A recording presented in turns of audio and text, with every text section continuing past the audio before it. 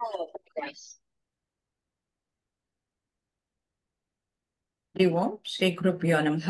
ಇಂದಿನ ಸತ್ಸಂಗಕ್ಕೆ ಎಲ್ಲ ಆತ್ಮಜ್ಯೋತಿಗಳಿಗೂ ಆದರದ ಸ್ವಾಗತ. ಇಂದು ನಾವು ಭಜ ಗೋವಿಂದಂನ 13ನೇ ಶ್ಲೋಕವನ್ನು ಮನನ ಮಾಡೋಣ. ಬನ್ನಿ.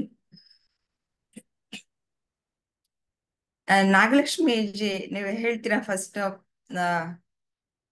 ಇದನ್ನ ಹೇಳ್ಬಿಟ್ಟು ಶ್ಲೋಕ ಹೇಳ್ಬಿಟ್ಟು ಇದರ ಅರ್ಥವನ್ನು ತಿಳಿಸ್ಕೊಡಿ. ಕಾತೆ ಹರಿ ಓಂ ಎಲ್ರಿಗೂ. ಕಾತೆ ಕಾಂತ ಧನಗತ ಚಿಂತ ವಾತುಲಕಿಂತವ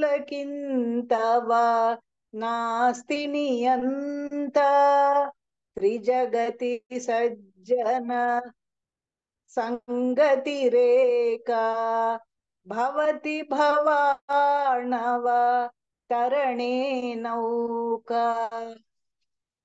ಅಂದ್ರೆ ಇದ್ರಲ್ಲಿ ಏನ್ ಹೇಳ್ತಾ ಇದ್ದಾರೆ ಅಂದ್ರೆ, ಯಾವಾಗ್ಲೂ ನೀನು ನಿನ್ನ ಹೆಂಡತಿ ಬಗ್ಗೆ, ಮಕ್ಕಳ ಬಗ್ಗೆ, ಸಂಪತ್ ಬಗ್ಗೆ, ಈ ತರ ಯಾವಾಗ್ಲೂ ಅದ್ರ ಬಗ್ಗೆನೇ ಯಾಕೆ ಯೋಚಿಸ್ತಾ ಇರ್ತೀರಾ? ಈಗ ಅದನ್ನ ಯೋಚಿಸಿದಷ್ಟು ಇನ್ನೂ ನಿಮ್ಗೆ ಅದನ್ನ ಯೋಚಿಸಿ ನಿಮ್ ಮನಸ್ಸು ಇನ್ನೂ ದುರ್ಬಲ ಆಗುತ್ತೆ. ಅದನ್ನೆಲ್ಲ ಯೋಚಿಸೋದು ಬಿಟ್ಟು ಈ ಭವಸಾಗರ ದಾಟ್ಸೋ ಅಂತ ಸಜ್ಜನರ ಸಂಘ ಸೇರ್ಕೊಂಡು ದೇವ್ರು ಇದು ಪ್ರವಚನ ಅನ್ಕೊಂಡು ಕೇಳ್ಕೊಂಡು ನಿಮ್ಮನ್ನ ನೀವು ಉದ್ಧಾರ ಮಾಡ್ಕೊಳ್ಳಿ. ಇವ್ರ ಬಗ್ಗೆನೇ ಯೋಚಿಸ್ತಾ ಇದ್ರೆ, ಸಂಪತ್ತು, ಹೆಂಡತಿ, ಮಕ್ಕಳು ಹತ್ರ ಇದೇ ತರ ಯೋಚಿಸ್ತಾ ಇದ್ರೆ ಮನಸ್ಸು ತುಂಬಾ ದುರ್ಬಲ ಆಗೋಗುತ್ತೆ. ಈ ಚಿಂತೆ ಅನ್ನೋದನ್ನ ಈ ಚಿತೆನೂ ಚಿಂತೆನ ಸುಟ್ಟು ಬಿಡುತ್ತೆ, ಚಿಂತೆನ್ ಸುಟ್ಟು ಬಿಡುತ್ತೆ.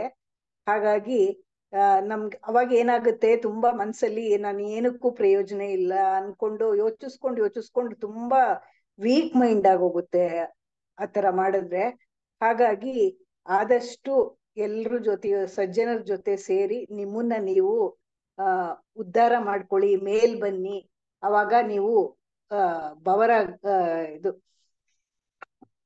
ಭವಸಾಗರ ದಾಟ್ತೀರಾ ಅಂತ ಹೇಳ್ತಾ, ಈಗ ನಾವು ನಮ್ ವಿಜಯ್ಜಿ ಕ್ಲಾಸ್ ಸೇರ್ಕೊಂಡು ನಾವು ಸ್ವಲ್ಪ ಬೇರೆ ಕಡೆ ಎಲ್ಲ ಯೋಚನೆ ಮಾಡ್ತಾ ಇದೀವಲ್ಲ, ನಮ್ದೆಲ್ಲ ಯೋಚನೆ ಬಿಟ್ಟು ಆ ರೀತಿ ಮುಂದೆ ಬನ್ನಿ ಅಂತ ಇದ್ರಲ್ಲಿ ಹೇಳ್ತಾ ಇದ್ದಾರೆ ಅಂತ ಅನ್ಕೊಂಡಿದ್ವಿ.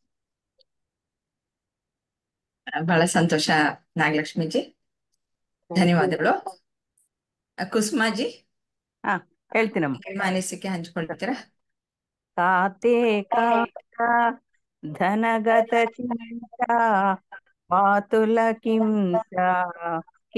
ತವ ನಾಸ್ತಿ ನಿಯಂತ ತ್ರಿಜಗತಿ ಸಜ್ಜನ ಸಂಗತಿರೇಕಾ ಭವತಿ ಭವಾರ್ಣವ ತರಣೇ ನೌಕಾ. ನಂಗೆ ಗೊತ್ತಾಗಿಲ್ಲ, ಅಲ್ಲೂ ನಾವು ಆಯ್ತು.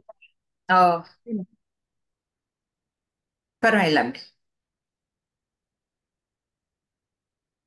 ಪ್ರಿಯಾಂಕಾಜಿ, ಪ್ರಿಯಾಂಕಾ ಅವ್ರು ಇದ್ದೀರಾ?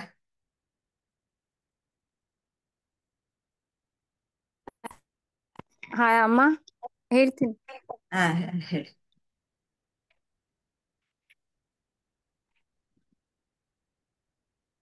ಕಾತೆ ಕಾಂತ ಧನಗತ ಚಿಂತ ವಾತುಲ ಕಿಂ ತವ ನಾಸ್ತಿ ನಿಯಂತ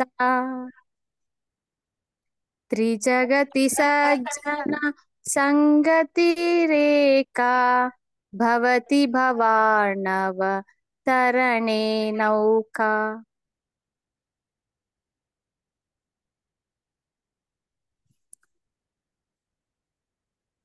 ಇಲ್ಲಿ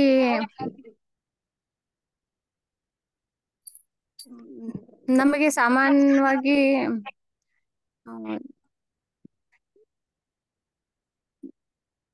ಚಿಂತೆಗಳು ಇರುತ್ತೆ, ಆದ್ರೆ ಈ ಅದನ್ನೆಲ್ಲ ಸಂಪತ್ತು, ಸಂಬಂಧ, ಹೆಂಡತಿ, ಮಕ್ಕಳು, ಈ ರೀತಿ ಚಿಂತೆನ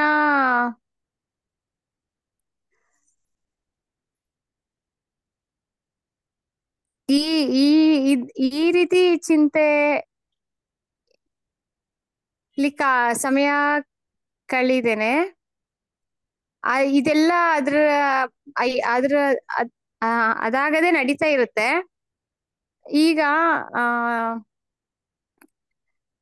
ನಿನ್ನ ಕೆಲಸ ಅಂದ್ರೆ ಈಗ ನನ್ನ ಕೆಲಸ ಆ ಇದು ಸಾಮಾನ್ಯವಾಗಿ ಈಗ ಬೇರೆ ಎಲ್ಲ ವಿಚಾರಗಳು ಅದ್ರ ಬಗ್ಗೆ ಚಿಂತೆ ಮಾಡೋದು ಅದು ಸಹಜವಾಗಿ ಅದು ಇರುತ್ತೆ. ಆದ್ರೆ ಆ ಚಿಂತೆ ಅದ್ರ ಬಗ್ಗೆ ಅತಿಯಾಗಿ ಯೋಚನೆ ಮಾಡಿ ಚಿಂತೆ ಮಾಡೋದಕ್ಕಿಂತನೂ ಈ ಸತ್ಯದ ಬಗ್ಗೆ, ಆಮೇಲೆ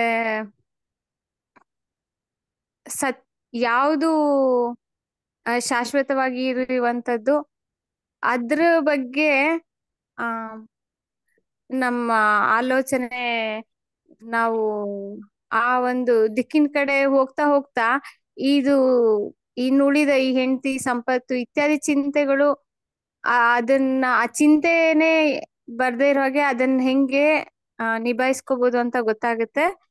ಅದಕ್ಕೆ ಬೇರೆ ಒಂದು ಸತ್ಯದ ದಾರಿ ಅದನ್ನ ತಿಳ್ಕೊಳ್ಳುವಂತ ಒಂದು ಮಾರ್ಗ, ಅದಕ್ಕೆ ನಮಗ್ ಬೇಕಾಗಿರುವಂತ ಅವರ ಈ ರೀತಿ ಸತ್ಸಂಗ, ಈ ಆಧ್ಯಾತ್ಮಿಕ ವಿಷಯಗಳ ಬಗ್ಗೆ ಈ ರೀತಿ ತಿಳ್ಕೊಳ್ತಾ ಇನ್ನ ಉಳಿದಿದ್ದೆಲ್ಲ ನಾವು ನಿಭಾಯಿಸ್ಬೋದು ಅಂತ ಹೇಳಿ ಹೇಳ್ತಾ ಇದ್ದಾರೆ ಅಂತ ಅನಿಸ್ತಮ್ಮ. ಧನ್ಯವಾದಗಳು. ಧನ್ಯವಾದಗಳು ಪ್ರಿಯಾಂಕಜಿ. ಲಕ್ಷ್ಮೀಜಿ. ಹಾ ಹೇಳ್ತೇನೆ. ಕಾರ್ತಿಕಾಂತ ಧನಗತ ಚಿಂತ ವಾತುಲ ಕಿಂ ತವ ನಾಸ್ತಿ ನಿಯಂತ ತ್ರಿಜಗತಿ ಸಜ್ಜನ ಸಂಗತಿ ರೇಖಾ ಭವತಿ ಭವಾರ್ಣವ ತರಣೆ ನೌಕಾ. ನಾನು ಹೆಂಡತಿಯಾಗಿರೋದ್ರಿಂದ ಇಲ್ಲಿ ಹೆಂಡತಿನ ಬಿಟ್ಟು ಬಿಡ್ತೇನಮ್ಮ. ಸಂಪತ್ತು ಅನ್ನೋದ್ರದ್ದು ಗಂಡ ಅಂತ ಸೇರಿಸ್ಕೊಳ್ಳಿ. ಬೇಡ, ಇಷ್ಟ ಆಗಲ್ಲ ನೋಡಿ. ಲೇಡೀಸ್ ಇದನ್ನ ದಾಟಿಲ್ಲ ಬಿಡಿ. ಇಲ್ಲಿ ಸಂಪತ್ತು ಅಂತ ಇರೋದ್ರಿಂದ ನಮಗ್ ಸಂಪತ್ತು ಎಂದು ಸುಖ ನೆಮ್ಮದಿ ಅಂದ್ರ ಸಂಪತ್ತು ಯಾವಾಗ್ಲೂ ನಮ್ಮೊಳಗ ನಮ್ಮನ್ ತೋರ್ಸ್ಕೊಡಂಗಿಲ್ಲ ರೀ ನನಗ್ ತಿಳಿದ ಮಟ್ಟಿಗೆ. ಈಗ ಜೀವನದೊಳಗ್ ಗುರು ಅಂತೇಳಿ ಬಂದಾಗ ನಾವ್ ನಮ್ಮನ್ ಹುಡ್ಕಾಕ್ ನಿಂದಿರ್ತೇವ್ರಿ ಅಮ್ಮ. ಅಲ್ಲಿವರೆಗೂ ನಾವು ನಮ್ಮೊಳಗ್ ನಾವು ಬರೇ ಒಂದು ದೇಹದ ಭಾವನೆ ಒಳಗ್ ಇರ್ತೇವಿ ಹೆಚ್ಚಾಗಿ. ನಮ್ ಒಳಗ್ ಒಂದ್ ಶಕ್ತಿ ಐತಿ ಅಥವಾ ನಂದೊಂದು ಈಗ ಆತ್ಮ ಅನ್ನೋದ್ ಐತಿ ಅಂತಂದ್ ಹೇಳಿ ನಾನ್ ಇದ್ದಿರೋ ಪ್ರಕಾರ ನನ್ಗ ಗುರು ಅನ್ನೋರ್ ಬರೋವರ್ಗು ನನಗ್ ಗೊತ್ತಿರ್ಲಿಲ್ಲ ಅಮ್ಮ. ಯಾವಾಗ ನಾವು ಹುಡ್ಕಾಕ್ ಹೋಗ್ತೇವಿ ಇದ್ ಸಂಪತ್ತು ಅದ್ರ ಹಿಂದ್ ಹೋದಾಗ ನಮ್ಗ ಬರೀ ಚಿಂತಿ ಕಾಡ್ತಾವ ಹೊರ್ತುನು. ಈಗ ಇಲ್ಲಿ ಇನ್ನೊಂದ್ ಕೊಟ್ಟಾರ್ರಿ, 3 ಲೋಕದಲ್ಲಿ ಒಳ್ಳೆಯವರ ಜೊತೆಗಿನ ಒಡನಾಟವೇ ಜನ್ಮ ಸಮುದ್ರವನ್ನು ದಾಟುವ ದೋಣಿಯಾಗಿ ಕಾರ್ಯನಿರ್ವಹಿಸುತ್ತದೆ ಅಂತಂದ್ ಹೇಳಿ. ನಾವ್ ಯಾರ್ ಜೊತೆಗಿರ್ತೇವೆ ಅವ್ರದ್ದು ತರ ಹೋಗ್ಬೇಕಂತ ಅಂತ ಹೇಳಿದ್ರೆ, ಈಗ ನಾವು ನಮ್ ಗುರು ಜೊತೆಗಿದ್ದಾಗ ನಾವು ಗುರು ಏನ್ ಹೇಳ್ತಾರ ಅದನ್ನ ಕೇಳ್ಕೊಂತ ಹೋಗಿ ನಮ್ಮನ್ನ ನಾವು ಅರಿವು ಮಾಡ್ಕೊಂತ ಹೋಗ್ತೇವಿ. ನಾನು ಅಂದ್ರೆ ಏನು, ನಾನ್ ಇಲ್ಲಿ ಇದ್ದಾಗ ಏನ್ ಸಾಧಿಸ್ಬೇಕು, ನಾನ್ ಇಲ್ಲಿ ಇದ್ದಾಗ ಹೆಂಗಿರ್ಬೇಕು. ಈಗ ನೋಡ್ರಿ, ನಾವು ಡೈಲಿ ಲೈಫ್ ನೊಳಗ ಬೆಳಗ್ಗಿಂದ ಸಂಜೆವರೆಗೂ ಊಟ ಮಾಡ್ತೇವಿ, ಮಲಗ್ತೇವಿ, ಏಳ್ತೇವಿ, ಮತ್ ರೊಟೀನ್ ಚಾಲು ಇರ್ತೈತ್ರಿ. ಆದ್ರೆ ಯಾವಾಗೂ ನಾವು ಸರ್ವೇಶಾಂ ಸ್ವಸ್ತಿರ್ಬೋ ಹೊತ್ತು ಎಲ್ಲಾರು ಸುಖವಾಗಿರ್ಲಿ, ಎಲ್ಲಾರು ನೆಮ್ಮದಿಯಿಂದ ಇರ್ಲಿ ಅಂತ ಹೇಳಿ ಪ್ರೇ ಮಾಡಲ್ಲ ಅಮ್ಮ. ಈ ಕ್ಲಾಸ್ ನೊಳಗ್ ಬಂದಾಗ ನಾವ್ ಪ್ರೇ ಮಾಡ್ತೇವ್ರಿ. ಯಾಕ ನಾವ್ ಸಜ್ಜನರ ಜೊತೆಗಿರ್ತೇವಿ, ಅದಕ್ಕ ಸಜ್ಜನರ ಸಂಘವಾದ ಹೆಜ್ಜೆನು ಸವಿದಂತೆ ಅಂತ ಹೆಂಗ್ ಹೇಳ್ತಾರಲ್ಲ, ಆತರ ಇಲ್ಲಿ ಈ ಕ್ಲಾಸ್ ನೊಳಗ್ ಬಂದಾಗ ಎಲ್ಲಾರು ಸುಖವಾಗಿರ್ಲಿ ಅನಸ್ತೈತ್ರಿ ನಮಗ್. ಹೌದಲ್ಲ ಅಂತಂದ್ ಹೇಳಿ ಈಗೀಗ ಈ ಆಧ್ಯಾತ್ಮದ ಲೈನ್ ನೊಳಗ್ ಬಂದಿರೋದ್ರಿಂದ ನಮಗ್ ನಾನಂದ್ರೆ ಯಾರು, ನನ್ನೊಳಗ್ ಯಾರ್ ಅದಾರ, ನಾನೊಂದ್ ಶಕ್ತಿ ಸ್ವರೂಪ ಅಂತಂದ್ ಹೇಳಿ ಅರಿವಾಗಿರೋದ್ರಿಂದ ನನಗ್ ಇವ್ರ ಜೊತೆಗೆ ಇರ್ಬೇಕ್ ಅನಸ್ತತೆ ಹೊರತು ಹೆಂಡತಿ ಸಂಪತ್ತು ಅದ್ರದ್ ಹಿಂದ್ ಹೋಗಾಕ ಇಷ್ಟ ಪಡಂಗಿಲ್ಲ ಅಂತಂದ್ ಹೇಳಿ ಹಂಗ ಅನಸ್ತು ಅಮ್ಮ ಈ ಶ್ಲೋಕ ಓದತ್ಲೆ. ಬಹಳ ಧನ್ಯವಾದಗಳು ಲಕ್ಷ್ಮೀಜಿ. ಥ್ಯಾಂಕ್ ಯು ರೀ. ಮಂಗಳಾಜಿ, ತಾವು ಈ ಶ್ಲೋಕ ಹೇಳ್ಬಿಟ್ಟು ನಿಮ್ಮ ಅನಿಸಿಕೆ ಹಂಚ್ಕೊಳ್ತೀರಾ?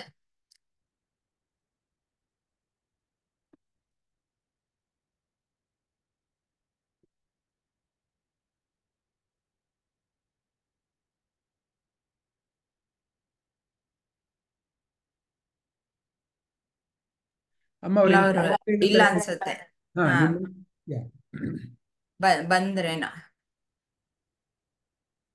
ಮಂಗಳವ್ರು ಇದ್ದೀರಾ? ಹಾಮ್ಮ ಇದೀನಿ. ಈ ಶ್ಲೋಕ ಹೇಳ್ಬಿಟ್ಟು ನಿಮ್ಮ ಅನಿಸಿಕೆ ಹಂಚ್ಕೊಳ್ಳಿ. ಓಕೆ. ಕಾತೆ ಕಾಂತ ಧನಗತ ಚಿಂತ ವಾತುಲ ಕಿಂ ತವ ನಾಸ್ತಿ ನಿಯತಮ್ಮ. ಅದು ಅಕ್ಷರ ನಿಯಂತ ನಿಯಂತ ನಿಯಂತ ತ್ರಿಜಗತಿ ಸಜ್ಜನ ಸಂಗತಿ ರೇಖಾ ಭವತಿ ಭವಾರ್ಣವ ಧರಣಿ ನೌಕಾ. ಅಂದ್ರೆ ಇದ್ರರ್ಥ ಇವಾಗ ಇದು ಹೆಂಡತಿ ಸಂಪತ್ತು ಅಂತ ಇದೆಲ್ಲ ಇದೆಯಲ್ಲಮ್ಮ. ಈಗ ಹೆಣ್ಮಕ್ಳಿಗೆ ಏನೋ ಒಂದು ಆಸೆ ಇರುತ್ತೆ. ಅವ್ರು ಅದನ್ನ ಆಸೆ ಅದನ್ನ ನೋಡಿದಾಗ ಅದು ಬೇಕು ಬೇಕು ಅನ್ನೋ ತರ ಈ ಸಂಪತ್ತು. ಈಗ ಈಗ ಸಂಪತ್ತು ಅಂದ್ರೆ ಏನಾದ್ರೂ ಒಂದು ಆಸ್ತಿ ಆಗ್ಬೋದು. ಅದ್ರ ಹಿಂದೆ ಹೋಗೋದ್ ಬಿಟ್ಟು ನಮ್ಗೆ ಯಾವುದ್ರಲ್ಲಿ ನಮ್ಗೆ ಶ್ರೇಯಸ್ಸು ಸಿಗುತ್ತೆ ನಾವು ಆ ಕಡೆ ನಾವು ಹೋಗ್ಬೇಕು ಅಂತ. ಈಗ ನೀವುನು ಈಗ ವಿಜಯ್ ಸಾರು ಇಬ್ರು ನಮ್ಗೆ ಗುರುಗಳಾಗಿ ಸಿಕ್ಕಿದ್ದೀರಾ. ನಾವು ನಿಮ್ಮ ಮಾರ್ಗದಲ್ಲೇ ಬರ್ತೀವಿ. ಇದರಿಂದಾನೇ ಮುಕ್ತಿ ಪಡಿಬೇಕು ಅಂತ ಇದೀವಮ್ಮ. ಇದಿಷ್ಟಂತೂ ಅರ್ಥ ಆಯ್ತು. ಧನ್ಯವಾದಗಳು ಮಂಗಳಾಜಿ. ಥ್ಯಾಂಕ್ ಯು ಅಮ್ಮ. ಸವಿತಾಜಿ, ಈ ಶ್ಲೋಕ ಹೇಳ್ಬಿಟ್ಟು ನಿಮ್ಮ ಅನಿಸಿಕೆ ಇದ್ರ ಬಗ್ಗೆ ಹಂಚ್ಕೊಳ್ತೀರಾ? ಅಮ್ಮ. ಕಾತೆ ಕಾಂತ ಧನಗತ ಚಿಂತ ವಾತುಲ ಕಿಂ ತತ ನಾಸ್ತಿ ನಿಯಂತ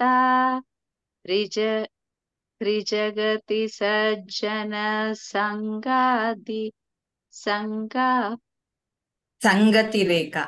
ಸಂಗತಿ ರೇಖಾ ಭವತಿ ಭವಾರ್ಣವ ತರಣೆ ನೌಕಾ. ಅಂದ್ರೆ ಈ ಜೀವನನ ಒಂದು ಭವಸಾಗರಕ್ಕೆ ಹೋಲಿಸಿದ್ದಾರೆ. ಅದಕ್ಕೆ ಇವಾಗ ನಾವ್ ಎಲ್ಲಾದ್ರೂ ಇವಾಗ ಒಂದ್ ಪ್ರಯಾಣ ಮಾಡ್ಬೇಕಾದ್ರೆ, ಒಂದು ಸಾಗರದಲ್ಲಿ ಹೋಗ್ಬೇಕಾದ್ರೆ ಯಾವುದೇ ಅಲೆಗಳು ಏನೆಲ್ಲ ಬಂದಾಗ ನಮ್ ದೋಣಿ ಆಮೇಲೆ ದೋಣಿ ಚಾಲಕ ಸರಿಯಾಗಿದ್ರೆ ಅದನ್ನ ಸುಲಭವಾಗಿ ದಾಟ್ಬೋದು ಅಂತ ನಮಗ್ ಗೊತ್ತಿರೋದು. ಈ ಗಾಡಿ ಓಡ್ಸೋವಾಗ್ಲೂ ಅಷ್ಟೇ ಅಥವಾ ಒಂದು ಸಮುದ್ರ ದಾಟ್ಬೇಕಾದ್ರೂ ಅಷ್ಟೇ, ಅದೆಲ್ಲ ಇದ್ದಾಗ ಅನುಕೂಲಕರವಾದ ವಾತಾವರಣ ಇದ್ದಾಗ ನಮ್ ಪ್ರಯಾಣ ಸುಗಮವಾಗಿರುತ್ತೆ. ಅದೆಲ್ಲ ನಮಗ್ ಗೊತ್ತಿರೋದು, ನಾವೆಲ್ಲ ಅನುಭವ ಪಡೆದಿದೀವಿ. ಅದೇ ತರ ಈಗ ನಮ್ಮ ಜೀವನದ ನೌಕೆ, ನಮ್ ಜೀವನದ ಭವಸಾಗರನ ದಾಟ್ಬೇಕಾದ್ರೆ ನಾವ್ ಏನ್ ಮಾಡ್ಬೇಕು, ನಮ್ ಜೀವನ ಚೆನ್ನಾಗಿರ್ಬೇಕು ಅಂದ್ರೆ ನಾವ್ ಏನ್ ಮಾಡ್ಬೋದು, ನಾವ್ ಹೆಂಗಿದ್ದಾಗ ಚೆನ್ನಾಗಿರುತ್ತೆ ಅನ್ನೋದು ಇಲ್ಲಿ ಹೇಳ್ತಾ ಇದ್ದಾರೆ. ಅದಕ್ಕೆ ಯಾವಾಗ್ಲೂ ನಾವು ಯಾವ್ದ್ರದೋ ಹಿಂದೆ ಹೋದ್ರೆ ನಮ್ ಜೀವನ ಹೆಂಗ್ ಚೆನ್ನಾಗಿರೋದು ಅಂತ. ನಮ್ ಜೀವನದಲ್ಲಿ ನಮ್ದು ಹೆಂಡತಿ ಸಂಪತ್ತು ಮನೆ ಮಕ್ಳು ಅಂತಾನೆ ಇದ್ರೆ ನಮ್ ಜೀವನ ಚೆನ್ನಾಗಿರುತ್ತಾ, ಅಥವಾ ನಾವ್ ಬೇರೆಯವ್ರಿಗೋಸ್ಕರ ಮಾಡ್ದಾಗ ನಮ್ ಜೀವನದಲ್ಲಿ ಇನ್ನ ಎಲ್ಲಾನು ಇಟ್ಕೊಂಡಾಗ ಹೆಂಗಿರುತ್ತೆ ಅನ್ನೋದು ಇದ್ರಲ್ಲಿ ಹೇಳ್ತಾ ಇದ್ದಾರೆ. ಒಂದ್ ನಿಮಿಷ ಅಮ್ಮ.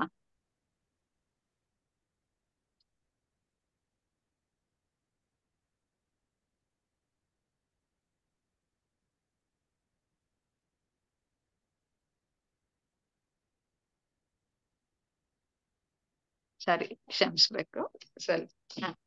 ಅದಕ್ಕೆ ಅದೇ ತರನೇ ನಮ್ ಜೀವನದಲ್ಲಿ ನಾವು ಯಾವ್ದ್ರ ಹಿಂದೆ ಹೋಗ್ಬೇಕು. ಇವಾಗ ಹೋದ್ವಾರ ನಾವು ಮನನ ಕಾರ್ಯಕ್ರಮದಲ್ಲಿ ನಾವು ಮಾಡಿದಾಗ ನಮ್ಗೋಸ್ಕರ ನಾವು ಕೇಳ್ಕೊಳ್ಳೋದ್ ಬಿಟ್ಟು ನಾವು ಬೇರೆಯವ್ರಿಗೋಸ್ಕರ ಅಂತ ನಾವು ಚಿಂತನೆ ಮಾಡಿದಾಗ ನಮ್ ಚಿಂತನೆ ಇನ್ನ ವಿಶಾಲವಾಗತ್ತೆ.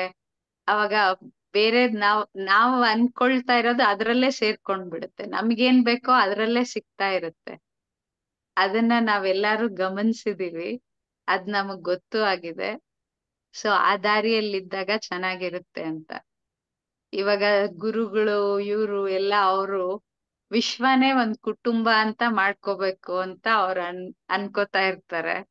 ಅವಾಗ ಅದ್ ಅನ್ಕೊಂಡಾಗ ಅವ್ರಿಗೆ ಅವ್ರ ಸಂಸಾರದ್ದೆಲ್ಲ ಆಗ್ತಾ ಇರುತ್ತೆ. ಅದ್ರ ಜೊತೆಗೆ ಅದರದಿದ್ದಾಗ ಎಲ್ಲಾರು ಅದರದ್ದೇ ಚಿಂತೆ ಮಾಡ್ತಾ ಇರ್ತಾರೆ.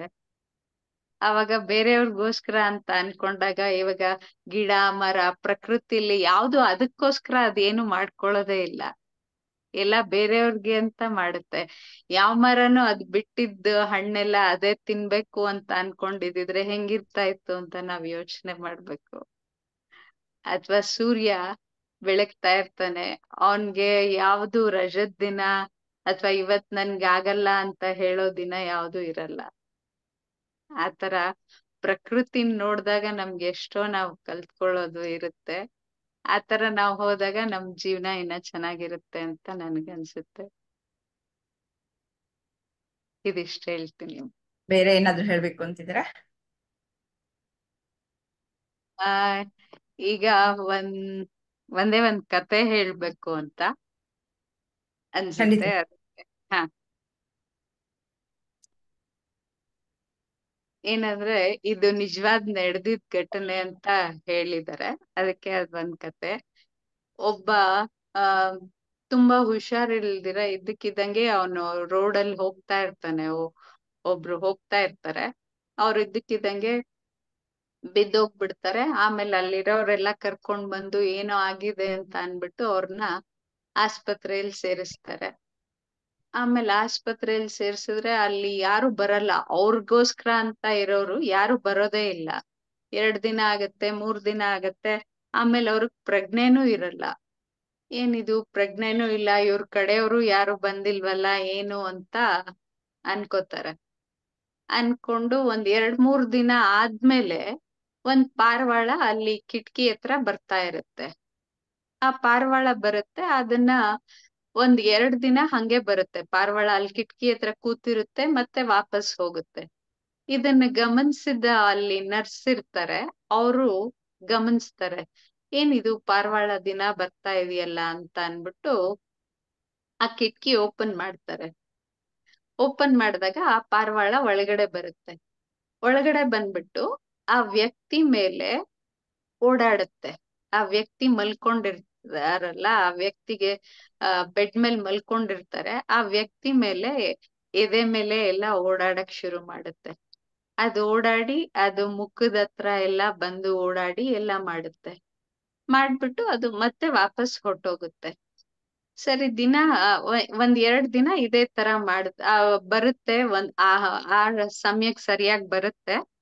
ಆಮೇಲೆ ಆ ನರ್ಸು ಓಪನ್ ಮಾಡ್ತಾರೆ, ಹಿಂಗೆ ಬರುತ್ತೆ. ಆಮೇಲೆ ಅವ್ರು ಹೇಳ್ತಾರೆ ಡಾಕ್ಟರ್ಗೆ, ಇಲ್ಲ ಈ ತರ ಹಿಂಗೆ ಬರ್ತಾ ಇದೆ, ಇವ್ರ ಕಡೆಯವ್ರು ಯಾರು ಬರ್ಲಿಲ್ಲ, ಆದ್ರೆ ಈ ಪಾರಿವಾಳ ಈ ತರ ಬರ್ತಾ ಇದೆ ಅಂತ ಹೇಳ್ತಾರೆ.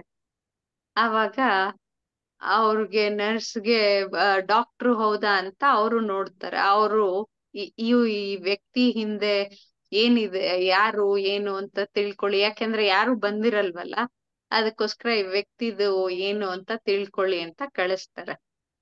ಅವ್ರೆಲ್ಲರೂ ಆಮೇಲೆ ಗೊತ್ತಾಗತ್ತೆ ಅವ್ರು ತುಂಬಾ ಏನು ಇಲ್ಲ, ಅವ್ರಿಗೆ ಯಾರು ಇಲ್ಲ.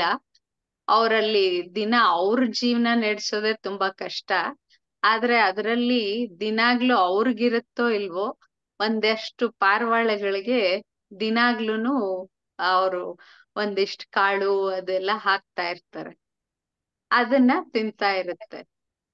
ಆವಾಗ ಆ ಪಾರಿವಾಳ ಅದೇ ಪಾರಿವಾಳನೇ ಬಂದು ಎಲ್ಲಿ ನನ್ನ ಒಡೆಯ ಎಲ್ಲಿ ಅಂತ ಅದು ಹುಡುಕೊಂಡ್ ಬಂದು ಇಲ್ಲಿ ನೋಡುತ್ತೆ. ಅದ್ ನೋಡ್ಬಿಟ್ಟು ಅದ್ ಹಂಗ್ ಓಡಾಡ್ತಾ ಇರುತ್ತೆ ಅಂತ ಅವಾಗ ಗೊತ್ತಾಗುತ್ತೆ.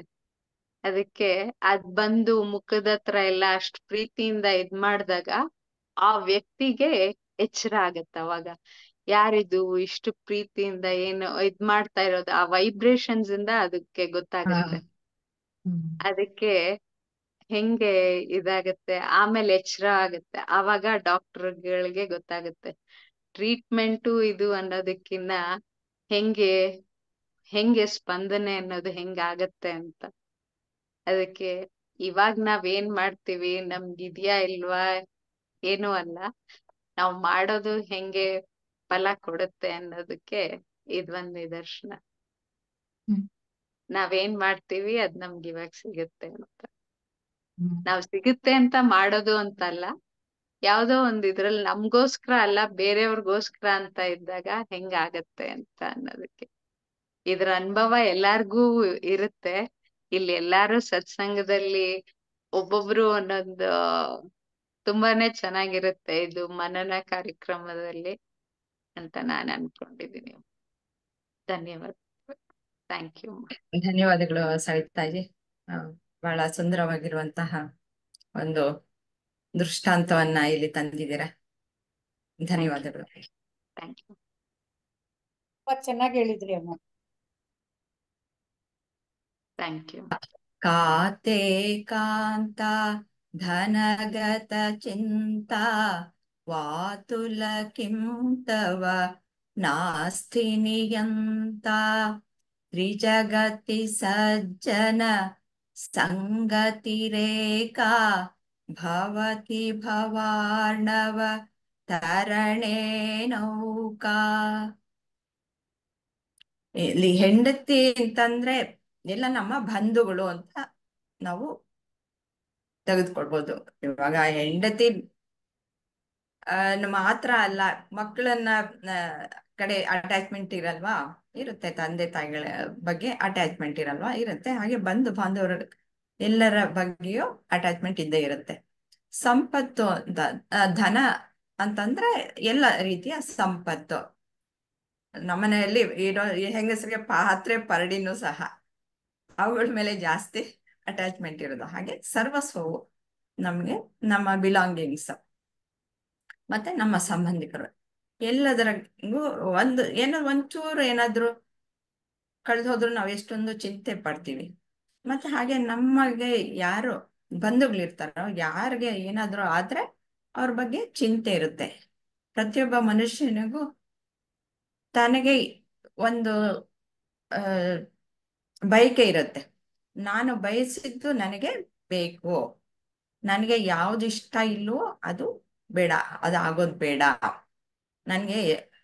ನನಗಿಂತದ್ ಬೇಕು ಅಂತಂದ್ರೆ ಅಂಥದ್ ಮಾತ್ರ ನನ್ಗೆ ಇಷ್ಟವಾಗಿರೋಂಥದ್ದೆಲ್ಲ ಬೇಕು ಅಂತ. ಆದ್ರೆ ಹಾಗೆ ನಡೆಯುತ್ತಾ ಜೀವನದಲ್ಲಿ? ಇಲ್ಲ, ಅದು ಆಗ್ತಾ ಹೋಗುತ್ತೆ. ನಾನ್ ಹೇಗ್ ತಗೊಳ್ತೀನಿ ಅನ್ನೋದ್ರ ಮೇಲೆ ನಿರ್ಧಾರವಾಗಿರುತ್ತೆ. ಹಾಗೆ ನಾವು ಯಾವಾಗ್ಲೂ ನಮ್ಮ ಹಾಗೆ ಹತ್ತಿರವಾದಂತಹ ಬಂಧುಗಳ ಬಗ್ಗೆ ನಾವು ಯಾವಾಗಲೂ ಕಾಳಜಿಯನ್ನು ವಹಿಸ್ತಾ ಇರ್ತೀವಿ. ನಮ್ಮ ವಸ್ತುಗಳ ಬಗ್ಗೆನೂ ಅಷ್ಟೇ ಕಾಳಜಿಯನ್ನ ವಹಿಸ್ತೀವಿ. ಅದನ್ನೆಲ್ಲ ಭದ್ರತೆ ಮಾಡ್ತಾ ಹೋಗ್ತೀವಿ. ಆದ್ರೆ ಅವೆಲ್ಲನೂ ನಾವು ಭದ್ರ ಮಾಡೋದಕ್ಕೆ, ಅವುಗಳ ಬಗ್ಗೆನೇ ಚಿಂತೆ ಮಾಡೋದಕ್ಕೆ ಯಾವಾಗ್ಲೂ ಸಾಧ್ಯನಾ? ಇಲ್ಲ. ಅವುಗಳ ಚಿಂತೆ ಎಲ್ಲ ಪರಮಾತ್ಮನೇ ನೋಡ್ಕೊಳ್ಳೋದು, ನಮ್ಮನ್ನು ಪರಮಾತ್ಮನೇ ನೋಡ್ಕೊಳ್ಳೋದು. ಇವಾಗ ನಾವು ನೋಡ್ತಾ ಇರ್ತೀವಿ ಎಲ್ಲ ಪಶು ಪಕ್ಷಿಗಳಿಗೆಲ್ಲಾನು, ಅವು ಎಲ್ಲಾನು ಎಷ್ಟೇ ಗುಂಪಲ್ಲಿದ್ರೂ ಭಗವಂತನೇ ಅಲ್ವಾ ನೋಡ್ಕೊಳ್ಳೋದು. ಎಲ್ಲೋ ಒಂದು ಬೆಟ್ಟದ ಮೇಲೆ ಒಂದು ಮರ ಇರುತ್ತೆ, ಅದಕ್ಕೆ ನಾವು ನೀರ್ ತಗೊಂಡೋಗಿ ಹಾಕ್ತೀವ? ಇಲ್ಲ, ಭಗವಂತ ನೋಡ್ಕೊಳ್ತಾನೆ. ಹಾಗೆ ಪ್ರತಿಯೊಂದನ್ನು ಭಗವಂತ ನೋಡ್ಕೊಂಡ್ರೇನೆ. ನನ್ನವ್ರನ್ನೆಲ್ಲ ನಾನೇ ನೋಡ್ಕೊಳಕ್ ಸಾಧ್ಯನಾ? ಭಗವಂತನೇ ನೋಡ್ಕೊಳ್ಬೇಕು. ಆದ್ರೆ ನಾನ್ ಅನ್ಕೊಳ್ತೀನಿ ಏನು ಅಂದ್ರೆ, ನಾನಿಲ್ಲ ಅಂತಂದ್ರೆ ಇದ್ ನಡೆಯಲ್ಲ ಅಂತಂದ್ಬಿಟ್ಟು. ಹಾಗೆ ಇಲ್ಲ, ಪ್ರಕೃತಿಯಲ್ಲಿ ಎಲ್ಲವೂ ಭಗವತ್ ಅಂತ ನಿಯಾಮಕ, ಅವನು ಜಗನ್ನಿಯಾಮಕ, ಅವನೇ ನಡೆಸ್ತಾ ಇರೋದು ಅನ್ನೋದನ್ನು ತಿಳ್ಕೊಳ್ಬೇಕು ಯಾವಾಗ್ಲೂ. ಅಂದ್ರೆ ಇಲ್ಲಿ ಭವಸಾಗರವನ್ನ ದಾಟ್ಸೋಕೆ ಸತ್ಸಂಗ ಬೇಕು. ಮತ್ತೆ ಸಮುದ್ರ, ಈ ಸಾಗರವನ್ನ ಅದು ಸುಲಭ ಅಲ್ಲ ದಾಟೋದಕ್ಕೆ, ಅದಕ್ಕೋಸ್ಕರ ದೋಣಿ ಬೇಕು. ಅನ್ನೋದನ್ನ ಇಲ್ಲಿ ಸೂಚಿಸಿದ್ದಾರೆ. ಇಲ್ಲಿ ನಾವು ಸಮುದ್ರ ದಾಟ್ಬೇಕಾದ್ರೆ ದೋಣಿ ಬೇಕು ಅನ್ನೋದು ಎಲ್ಲರಿಗೂ ಗೊತ್ತಿರುವಂತಹದ್ದು. ಭವಸಾಗರವನ್ನು ದಾಟ್ಬೇಕಾದ್ರೆ ಸತ್ಸಂಗಗಳು ಬೇಕು ಅನ್ನೋದು ಸಹ ನಮ್ಗೆ ಗೊತ್ತು. ಆದ್ರೆ ನಾವು ಅಟ್ಯಾಚ್ಮೆಂಟ್ ಮಾತ್ರ ಇಟ್ಕೊಂಡೇ ಇರ್ತೀವಿ. ಅದನ್ನ ಯಾವಾಗ್ಲೂ ಸತ್ಸಂಗಗಳಿಗೆ ನಿರಂತರವಾಗಿ ಯಾವಾಗ್ಲೂ ಸತತವಾಗಿ ಸತ್ಸಂಗವೇ ಮಾಡ್ತಾ ಇರ್ಬೇಕಾದ್ರೆ ಅಂದ್ರೆ 3 ಲೋಕಗಳಲ್ಲಿ ಅಂತ ಹೇಳಿದ್ದಾರೆ. 3 ಲೋಕಗಳನ್ನ ನಾವು ಹೇಗೆ ನಾವು ಇಮ್ಯಾಜಿನ್ ಮಾಡ್ಕೊಳ್ಳೋದು ಅಂದ್ರೆ ಭೂತ, ಭವಿಷ್ಯತ್ ಮತ್ತು ವರ್ತಮಾನ ಕಾಲಗಳಲ್ಲಿ ನಾವು ಎಲ್ಲಿ ಯಾವ ಲೋಕದಲ್ಲಿ ಈ ಲೋಕದಲ್ಲಿ ಇದೀವಿ ಅಂತಂದ್ರೆ ಎಲ್ಲೋ ಒಂದು ದೇಶ ಮತ್ತು ಕಾಲದಲ್ಲಿ ಇರ್ತೀವಿ. ಹಾಗೆ ನಾವು ಭೂತ ಕಾಲದಲ್ಲಿ ಆಗಿ ಹೋದಂತಹ ಘಟನೆಗಳ ಚಿಂತನೆಯನ್ನು ಮಾಡ್ತಾ ಅದನ್ನ ಚಿಂತೆಯಾಗಿ ಮಾಡಿಕೊಂಡು ಅದರಲ್ಲಿ ಬೆಂದು ಹೋಗಿರ್ತೀವಿ. ಮತ್ತೆ ಮುಂದೆ ಎಂದು ಆಗುವಂತಹ ಘಟಿಸುವಂತಹ ಕಾಲದಲ್ಲಿ ಆಗಬಹುದಂತಹದನ್ನ ಚಿಂತೆ ಮಾಡ್ಕೊಂಡು ಹೋಗ್ತೀವಿ. ಮತ್ತೆ ಈಗ್ಲೂ ಅಷ್ಟೇ ಅದನ್ನ ನಾವು ಹೇಗೆ ಸಾಲ್ವ್ ಮಾಡ್ಕೊಳ್ಳಬಹುದು ಅನ್ನೋದಕ್ಕಿಂತನೂ ಹೆಚ್ಚಾಗಿ ನಾವು ಅದನ್ನೇ ಚಿಂತೆ ಮಾಡುವುದನ್ನೇ ನಮ್ಮ ಸ್ವಭಾವವಾಗಿ ಮಾಡ್ಕೊಂಡ್ಬಿಟ್ಟಿರ್ತೀವಿ. ಅದು ಬೇಡ, ನೀನು ಪ್ರತಿಯೊಂದು ಭಗವಂತನ್ಗೆ ಒಪ್ಪಿಸ್ಬಿಡು. ಹಾಗೆ ಭಗವಂತನಿಗೆ ಒಪ್ಪಿಸ್ಬೇಕಾದ್ರೆ ನೀನು ಸತ್ಸಂಗಗಳಲ್ಲಿ ಪಾಲ್ಗೊಳ್ಬೇಕು. ಸತ್ಸಂಗದಲ್ಲಿ ಪಾಲ್ಗೊಂಡಾಗ ನೀನು ನಿನ್ನ ನಿಜ ಸ್ವರೂಪವನ್ನ ತಿಳ್ಕೊಳ್ತೀಯ. ಮತ್ತೆ ಇದು ಹೇಗೆ ಪ್ರಪಂಚ ಅನ್ನೋದು ಜಗತ್ತನ್ನೋದು ಹೇಗೆ ನಡೆಯುತ್ತೆ ಅನ್ನೋದು ಪ್ರತಿಯೊಂದು ನೀನು ತಿಳ್ಕೊಳ್ತೀಯ. ಆಗ ನಿನ್ನನ್ನ ನೀನು ಅರ್ಥಕೊಳ್ತೀಯ. ಈ ಚಿಂತೆ ಅನ್ನೋದು ಹೋಗ್ಬಿಡುತ್ತೆ, ಅಲ್ಲಿ ನಿನ್ಗೆ ಜ್ಞಾನ ಬರುತ್ತೆ. ಅದಕ್ಕೋಸ್ಕರ ಸತ್ಸಂಗದಲ್ಲಿ ನೀನು ಸದಾ ಇರು ಅಂತ ಹೇಳ್ತಾ ಇದ್ದಾರೆ. ಅದು ನಿನ್ನ ಈ ಭವ ಸಮುದ್ರವನ್ನ ದಾಟಿಸುತ್ತೆ ಅಂತ ಹೇಳ್ತಿದ್ದಾರೆ ಅನ್ನೋದು ನನ್ನ ಅನಿಸಿಕೆ. ಇದನ್ನ ಸವಿವರವಾಗಿ ಸರ್ ಮುಖಾಂತರ ನಾವು ತಿಳ್ಕೊಳ್ಳೋಣ. ಸರ್ ಇದರ ಸಂಪೂರ್ಣ ವಿವರಣೆಯನ್ನ ತಿಳಿಸ್ಕೊಡ್ತೀರಾ? ಧನ್ಯವಾದ ಅಮ್ಮ. ನಮಗೆಲ್ಲ ಕನ್ನಡದಲ್ಲಿ ಒಂದು ಗಾದೆ ಗೊತ್ತು, ಸಂಘದಂತೆ ಬುದ್ಧಿ, ಆಮೇಲಿಂದ ಕತ್ತೆಯಂತೆ ಲದ್ದಿ ಅಂತ ಅದನ್ನು ಹೇಳ್ತಾರೆ ಅಲ್ವಾ? ಅಂದರೆ ಏನು ಅದರ ಅರ್ಥ? ಈಗ ನಾವು ನಮ್ಮ ಬೇರೆ ರೀತಿಯ ವರ್ತನೆಗಳನ್ನ ನೋಡೋಣ. ಆ ವರ್ತನೆಗಳನ್ನ ನಾವು ಯಾವ ರೀತಿ ಕಲ್ತ್ಕೊಂಡ್ವಿ, ಎಲ್ಲಿಂದ ಕಲ್ತ್ಕೊಂಡ್ವಿ? ನೀವೇ ಸ್ವಲ್ಪ ಗಮನ ಕೊಟ್ಟು ನೋಡಿದ್ರೆ ಕೆಲವರು ಬಂದು ಹೇಳ್ತಾರೆ, ನೀವು ಮಾತಾಡ್ತಾ ಇದ್ರೆ ನಿಮ್ಮ ಅಮ್ಮನ್ನ ಮಾತಾಡ್ಸ್ದಂಗೆ ಅಂತ. ಅಂದರೆ ನಿಮ್ಮ ಅಮ್ಮ ಯಾವ ಥರ ಮಾತಾಡ್ತಾ ಇದ್ರು, ಅವರ ಧ್ವನಿ, ಏರಿಳಿತ, ಅವರ ಹಾವ ಭಾವ ಎಲ್ಲ ನಿಮ್ಮಲ್ಲಿ ಒಂಥರ ಅಚ್ಚಾಕ್ತಂಗೆ ಇದ್ಬಿಟ್ಟಿರುತ್ತೆ. ಹ್ಯಾಕ್ ಬಂತದ್ದು ನಿಮಗೆ? ಅಥವಾ ಇನ್ಯಾರೋ ಬಂದು ಹೇಳ್ತಾರೆ, ನೀವು ಕೋಪ ಮಾಡ್ಕೊಂಡ್ರೆ ಅಲ್ವಾ, ನಿಮ್ಮ ಮಾವ ಒಬ್ರಿದ್ರು ಅದೇ ಥರನೇ ಕೋಪ ಮಾಡ್ಕೋತೀರಾ ಅಂತ. ಹಿಂಗೆ ಸ್ವಲ್ಪ ಗಮನ ಕೊಟ್ಟು ನೋಡಿದ್ರೆ ನಮ್ಮ ಜೀವನದಲ್ಲಿ ನಾವು ಏನೆಲ್ಲ ವರ್ತನೆ ಮಾಡ್ತೀವಿ ಅದೆಲ್ಲ ನಾವು ನಮ್ಮ ಸುತ್ತಮುತ್ತ ಇರೋರನ್ನ ನೋಡಿ ಕಲ್ತ್ಕೊಂಡಿರೋವಂಥದ್ದು ಅಲ್ವಾ? ಅದಕ್ಕೆ ಒಂದು ಕಥೆನೂ ಇದೆ ಅಲ್ವಾ, ಮಂಕಿ ಸಿ ಮಂಕಿ ಡೂ ಅಂತ. ಕೋತಿ ಹೆಂಗೆ ವರ್ತನೆ ಮಾಡುತ್ತೆ ನಿಮಗೆಲ್ಲ ಗೊತ್ತು, ಟೋಪಿ ಕತೆ. ಒಬ್ಬ ಟೋಪಿ ಮಾರೋನು ಅವನದು ಬುಟ್ಟಿ ಹಿಡ್ಕೊಂಡು ಮಲ್ಕೊಂಡಿದ್ದಂತೆ ಮರದ ಕೆಳಗಡೆಗೆ. ಅವನು ಎದ್ದ ತಕ್ಷಣ ಅವನ ಟೋಪಿ ಒಂದೂ ಇಲ್ಲ, ಎಲ್ಲೋಯ್ತು ಅಂತ ಗಾಬರಿಯಿಂದ ನೋಡ್ತಾನಂತೆ. ಮೇಲ್ಗಡೆ ಕೋತಿಗಳು ಎಲ್ಲ ಟೋಪಿ ಹಿಡ್ಕೊಂಡು ಆಟ ಆಡ್ತಾ ಇದ್ದಾವೆ. ಅಯ್ಯಯ್ಯೋ ಕೊಡ್ರೋ ಅಂತಂದ್ರೆ ಅವುಗಳು ಕೊಡ್ತಾನೆ ಇಲ್ಲ. ಏನು ಮಾಡೋದು ಗೊತ್ತಾಗ್ಲಿಲ್ಲ ಅವನಿಗೆ. ಒಂದು ಉಪಾಯ ಉಳಿತಂತೆ. ಒಂದು ಟೋಪಿ ಇತ್ತಂತೆ ಅವನ ಹತ್ರ, ಅದನ್ನ ಅವನು ಹಾಕೊಂಡಂತೆ. ಆ ಕೋತಿಗಳು ಎಲ್ಲ ಹಾಕೊಂಡಂಗೆ ಮಾಡಿದ್ವಂತೆ. ಅದನ್ನ ಈ ಥರ ತೆಗೆದ್ನಂತೆ, ಅವುಗಳೆಲ್ಲ ತೆಗೆದ್ವಂತೆ. ಪುನಃ ಹಾಕೊಂಡಂತೆ, ಅವುಗಳೆಲ್ಲ ಹಾಕೊಂಡ್ವಂತೆ. ಪುನಃ ತೆಗೆದ್ನಂತೆ, ಅವುಗಳು ತೆಗೆದ್ವಂತೆ. ಆಮೇಲೆ ತೆಗೆದು ಫಟ್ ಅಂತ ಕೆಳಗಡೆ ಹಾಕದ್ನಂತೆ, ಅವುಗಳು ಎಲ್ಲ ಫಟ್ ಅಂತ ಕೆಳಗಡೆ ಹಾಕದ್ವಂತೆ. ತಕ್ಷಣ ಎಲ್ಲ ಜೋಡಿಸ್ಕೊಂಡು ಓಡೋದ್ನಂತೆ ಅವನು. ಇದು ಕತೆ ಅಲ್ವಾ?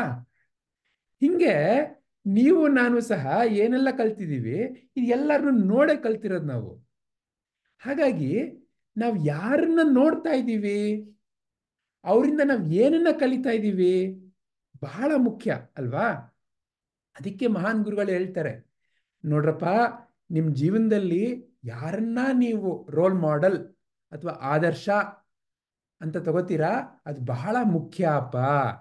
ಯಾಕಂದ್ರೆ ನಿಮ್ಮ ಜೀವನದ ಮಾರ್ಗ ಅವರಿಂದ ನಿಮಗೆ ಸಿಕ್ಕತ್ತೆ. ಈಗ ನಮ್ಮ ಸುತ್ತಮುತ್ತ ಇರೋರು ಯಾವಾಗಲೂ ಇನ್ನೊಬ್ಬರನ್ನ ನೋಡಿ ಬೈಯೋದು, ಕೋಪ ಮಾಡ್ಕೊಳ್ಳೋದು, ಅಸೂಯೆ ಪಡೋದು, ಆ ಥರ ಇದ್ದರೆ ನಮ್ಮಲ್ಲೂ ಆ ರೀತಿ ಬರೋ ಸಾಧ್ಯತೆ ತುಂಬ ಇರುತ್ತೆ ಅಲ್ವಾ? ಈಗ ಅದೇನೆ ನಮ್ಮ ಸುತ್ತಮುತ್ತ ಇರೋರು ಇನ್ನೊಬ್ರಿಗೆ ಒಳ್ಳೇದಾಗಲಿ, ಇನ್ನೊಬ್ಬರಿಗೆ ಯಾವಾಗಲೂ ಚೆನ್ನಾಗಿರಲಿ. ಯಾರೋ ಒಬ್ರು ಕೇಳಿದ್ರಂತೆ ಸ್ವಾಮಿ ವಿವೇಕಾನಂದನ್ನ, ವಿವೇಕಾನಂದ್ರೆ ನಿಮ್ಗೆ ಇಷ್ಟೊಂದು ಒಳ್ಳೆ ಜ್ಞಾನ, ಇಷ್ಟೊಂದು ಒಳ್ಳೆ ಬುದ್ಧಿ ಎಲ್ಲ ಹೇಗೆ ಬಂತು ಅಂತ. ಅದಕ್ಕೆ ಅವ್ರು ಹೇಳಿದ್ರಂತೆ, ಅದಾ ನಮ್ಮ ಅಮ್ಮನಿಂದ ಅಂತ. ಹೇಗೆ ಅಂತ ಕೇಳಿದ್ರಂತೆ. ನಾನು ಚಿಕ್ಕವನಾಗಿದ್ದಾಗ್ಲಿಂದ ನಮ್ಮಮ್ಮ ನನಗೆ ಯಾವಾಗಲೂ ಮಹಾನ್ ಪುರುಷರದ್ದು ಕತೆ, ಅವ್ರುಗಳದ್ದು ಹಾಡು ಇದನ್ನ ಹೇಳೇ ನನಗೆ ಯಾವಾಗಲೂ ಇರ್ತಿದ್ರು. ಅದನ್ನ ಕೇಳಿ ಕೇಳಿ ನನ್ನಲ್ಲಿ ಏನೋ ಒಂದು ಸ್ಫೂರ್ತಿ, ಏನೋ ಒಂದು ಶಕ್ತಿ. ಹೀಗೆ ನೀವು ನಾನು ಸಹ ಜೀವನದಲ್ಲಿ ಕಲಿಯೋದು ನೋಡಿ. ಈಗ ನಾವೆಲ್ಲ ಈ ಸತ್ಸಂಗ ಅಂತ ಮಾಡ್ತಾ ಇದ್ದೀವಿ. ಯಾಕೆ? ಒಬ್ಬರು ಸದ್ಗುರುಗಳು ನಮಗೆಲ್ಲ ಮಾರ್ಗದರ್ಶನವಾಗಿ ನಿಂತಿದ್ದಾರೆ. ಹಾಗಾಗಿ ಅವರ ಒಂದು ಸಾನ್ನಿಧ್ಯದಲ್ಲಿ ನಮಗೆ ಆ ರೀತಿ ಒಂದು ಪ್ರೇರೇಪಣೆ. ಈಗ ಅದೇ ನಾವೇನಾದರೂ ಕುಡುಕರ ಮಹಾಸಂಘ ಇರುತ್ತೆ ಅಲ್ವಾ? ಒಬ್ಬ ಕುಡುಕ ಫ್ರೆಂಡ್ ಇದ್ರೆ ಅವನ ಕತೆ ಏನು? ಅವನಿಗೊಬ್ಬನೇ ಕುಡಿಯೋಕೆ ಇಷ್ಟ ಇರಲ್ಲ, ಎಲ್ಲರನ್ನು ಕರೀತಾನವನು ಬಾರ್ಗೆ, ಬಾಪ್ಪ ಇಲ್ಲಿ, ಬಾ ಇಲ್ಲಿ ಅಂತ ಹೇಳಿ ಕುಡಿಯೋದನ್ನು ಕಳಿಸ್ತಾನೆ. ಇದು ಎಲ್ಲ ಜೀವನದಲ್ಲಿ ನಾವು ಕಲಿಯೋದೆಲ್ಲ ಅದೇ ಥರ. ಇದಕ್ಕೆ ನಮ್ಮ ಗುರುಗಳು ಹೇಳ್ತಾರೆ ಏನು, ಸಂಗಂ ಶರಣಂ ಗಚ್ಚಾಮಿ. ಮೊದಲು ನಾವು ಒಂದು ಒಳ್ಳೆ ಸಂಘಕ್ಕೆ ಬರ್ಬೇಕಂತೆ. ಆ ಒಳ್ಳೆ ಸಂಘಕ್ಕೆ ಬಂದಾಗ ನಮ್ಗೆ ಯಾವ ರೀತಿ ಬುದ್ಧಿ ಬರುತ್ತೆ? ಧರ್ಮಂ ಶರಣಂ ಗಚ್ಚಾಮಿ. ಸರಿಯಾದ ನಡವಳಿಕೆನ ನಮ್ಮ ಜೀವನದಲ್ಲಿ ನಾವು ಅಳವಡಿಸ್ಕೊಳ್ಬೇಕು ಅನ್ನೋ ಒಂದು ಪ್ರೇರೇಪಣೆ ತಾನೇ ತಾನಾಗಿ ಬರುತ್ತೆ. ಈಗ ಅಕ್ಕ ಒಂದು ಒಳ್ಳೆ ಸುಂದರವಾಗಿರೋ ಕತೆ ಹೇಳಿದ್ರು. ನೀವೆಲ್ಲರೂ ನಿಮ್ಮ ಅನುಭವದ ಮೂಲಕ ಎಷ್ಟೊಂದು ಒಳ್ಳೆ ವಿಷಯಗಳನ್ನ ಹೇಳಿದ್ರಿ. ಇದೆಲ್ಲ ಎಲ್ಲಿ ಕೇಳಿಸ್ಕೊಳಕ್ಕೆ ಸಾಧ್ಯ? ನಾವು ನಮ್ಮ ಜೀವನದಲ್ಲಿ ಏನೇ ಬೇರೆ ಬೇರೆ ಸಂದರ್ಭಗಳಲ್ಲಿ ನೋಡಿ, ಮದುವೆ ಇರಲಿ, ಮುಂಜಿ ಇರಲಿ, ಇನ್ನೇನೋ ಆಫೀಸ್ ಕೆಲಸ ಇರಲಿ, ಅದೆಲ್ಲ ಏನು ಮಾತಾಡ್ತೀವಿ? ದುಡ್ಡು ಕಾಸು ಕೊಡೋದು ಬಿಡೋದು, ಏನು ಹೋಯ್ತು ಏನು ಹೋಗ್ಲಿಲ್ಲ, ಅದೇನಾಯ್ತು ಇದೇನಾಯ್ತು. ಯಾವಾಗ ನಾವು ಸತ್ಯವನ್ನು ಮಾತಾಡೋದು? ಸೊ ಹಾಗಾಗಿ ಮೊದಲು ಸಂಗಂ ಶರಣಂ ಗಚ್ಚಾಮಿ. ನಾನು ಒಳ್ಳೆ ಸಂಘಕ್ಕೆ ಬರಬೇಕು. ಆಗ ತಾನೇ ತಾನಾಗಿ ಧರ್ಮಂ ಶರಣಂ ಗಚ್ಚಾಮಿ, ಒಳ್ಳೆ ಮಾರ್ಗದಲ್ಲಿ ನಡೆಯೋದಕ್ಕೆ ನಂಗೆ ಪ್ರೇರೇಪಣೆ ಆಗತ್ತೆ. ಆಗ ಬುದ್ಧಂ ಶರಣಂ ಗಚ್ಚಾಮಿ, ನನ್ನಲ್ಲಿರೋ ಆ ಒಂದು ಪರಮಾತ್ಮನನ್ನು ಕಂಡಿಡ್ಕೊಳ್ಳಿಕ್ಕೆ ಆವಾಗ ನನಗೆ ಸರಿಯಾಗಿರೋ ಒಂದು ಕಣ್ಗಳು ತೆರೆಯುತ್ತೆ, ನನ್ನ ಹೃದಯ ತೆರೆಯುತ್ತೆ. ಇದು ಇಲ್ಲಿ ನಮಗೆ ಶಂಕರಾಚಾರ್ಯರು ತೋರಿಸ್ಕೊಡ್ತಾ ಇದ್ದಾರೆ. ಶ್ರೇಯಸ್ಸಿನ ಮಾರ್ಗ. ಜೀವನದಲ್ಲಿ ನಮಗೆ ಎರಡು ಮಾರ್ಗ ಇರುತ್ತೆ, ಶ್ರೇಯಸ್ಸು ಪ್ರೇಯಸ್ಸು. ಪ್ರೇಯಸ್ ಅಂದರೆ ಪುನಃ ಪುನಃ ನಮ್ಮ ಮನಸ್ಸಿನ ವರ್ತನೆಗಳಿಗೆ ಸಿಗಾಕೊಂಡು ನರಳುವಂಥದ್ದು. ಶ್ರೇಯಸ್ಸಿನ ಮಾರ್ಗ ಅಂದರೆ ಈ ಮನಸ್ಸಿನ ಮೀರಿ ನಿಮ್ಮಲ್ಲಿರೋ ಶಕ್ತಿ, ನಿಮ್ಮಲ್ಲಿರೋ ಆ ಅಗಾಧವಾದ ದೈವಿಕ ಶಕ್ತಿಯನ್ನು ಕಂಡಿಡಿದು ಅದ್ರ ಮೂಲಕ ನಿಮ್ಮ ಜೀವನವನ್ನು ನಡೆಸುವಂಥದ್ದು. ಅದಕ್ಕೆ ದಾರಿಯನ್ನ, ಸುಲಭವಾಗಿರೋ ದಾರಿಯನ್ನ ಇಲ್ಲಿ ನಮಗೆ ಶಂಕರಾಚಾರ್ಯರು ತೋರಿಸ್ತಾ ಇದ್ದಾರೆ. ಏನದು ನೋಡಿ, ಹಡಗ್ನಲ್ಲಿ ಕುತ್ಕೊಂಡಾಗ ನಾವೇನು ಕಷ್ಟಪಡಬೇಕಾಗಿಲ್ಲ. ನಾನು ನೀವು ಕುತ್ಕೊಂಡು ಕೈ ನೋವು ಮಾಡಿಕೊಂಡು ಏನು ಮಾಡಬೇಕಾಗಿಲ್ಲ. ಹಡಗಲ್ಲಿದ್ದರೆ ತಾನೇ ತಾನಾಗಿ ನಾವು ಕರ್ಕೊಂಡೋಗ್ಬಿಡುತ್ತಲ್ವ ಹಡಗು. ಅದೇ ಥರ ಇಲ್ಲಿ ಒಳ್ಳೆ ಜನಗಳ ಸಂಘದಿಂದ, ಸಜ್ಜನರ ಸಂಘದಿಂದ ನಾವು ತಾನೇ ತಾನಾಗಿ ಪಾರಾಗ್ತೇವೆ. ಅದನ್ನು ಶಂಕರಾಚಾರ್ಯರು ಬಹಳ ಸುಲಭವಾಗಿ ನಮಗೆ ತೋರಿಸ್ತಾ ಇದ್ದಾರೆ. ಆಗ್ಲಾ? ಹರಿ ಓಂ. ಧನ್ಯವಾದಗಳು. ಯಾರಲ್ಲಾದ್ರೂ ಏನಾದ್ರೂ ಪ್ರಶ್ನೆ ಅಥವಾ ಬೇರೆ ಏನಾದ್ರೂ ಹೇಳಬೇಕು ಅಂತ ಅನಿಸ್ತಾ ಇದೆಯಾ? ಸುಮತಿ ಏನಾದ್ರೂ ಹೇಳೋದಿದ್ಯಾ?